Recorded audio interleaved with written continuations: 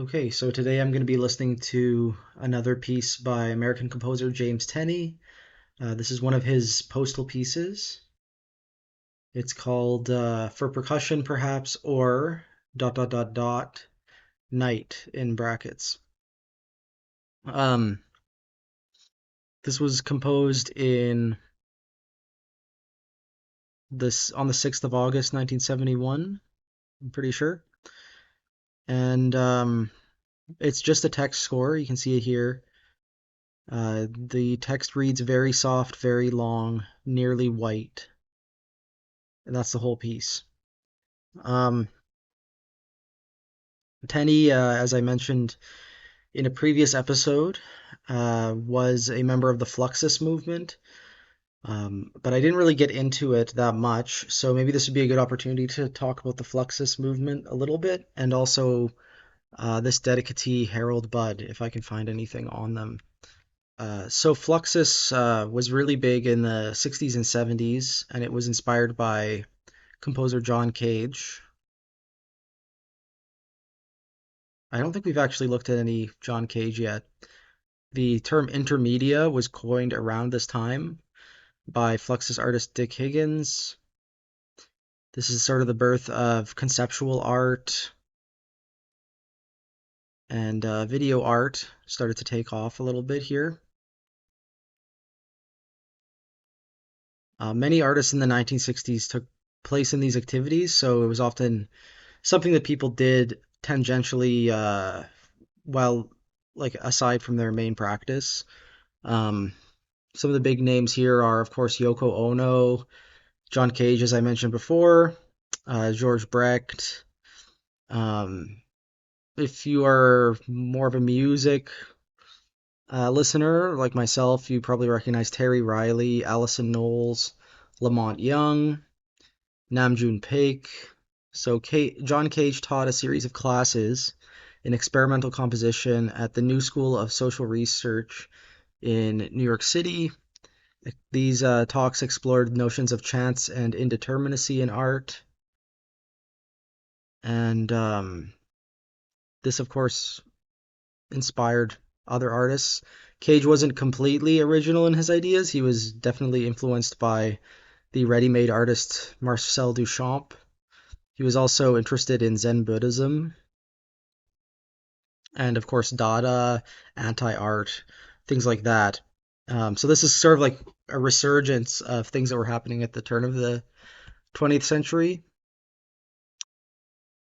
I guess what's important to this piece by James Tenney is, like, this is really a time when text scores started to become a thing, where you had these very loose, abstract scores, which musicians would have to work with in sort of an improvisatory manner.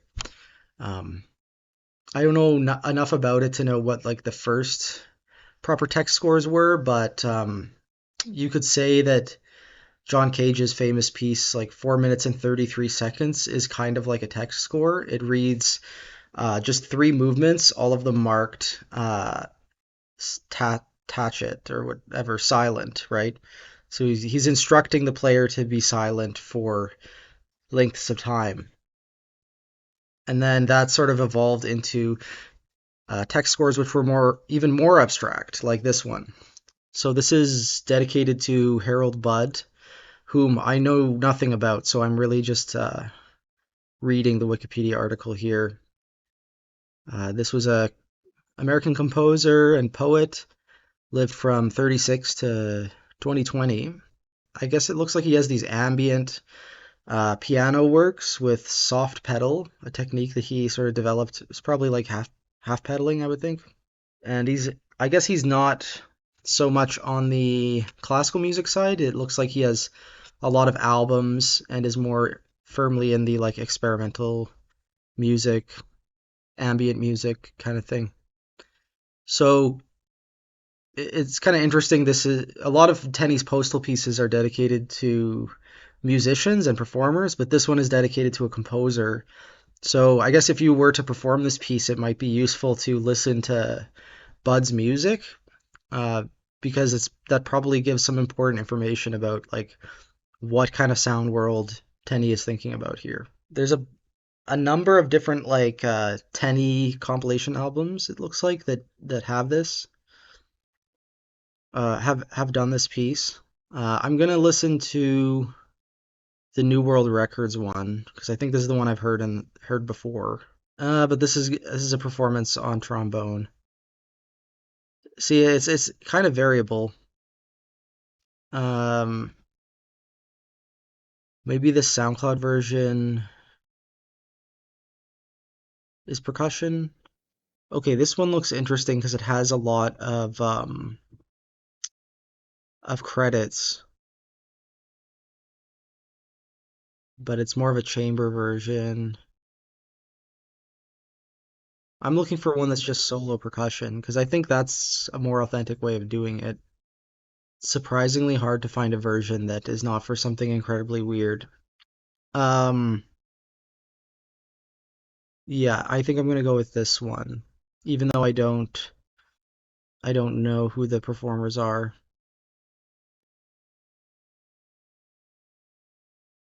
I think this guy is a percussionist. I mean, yeah.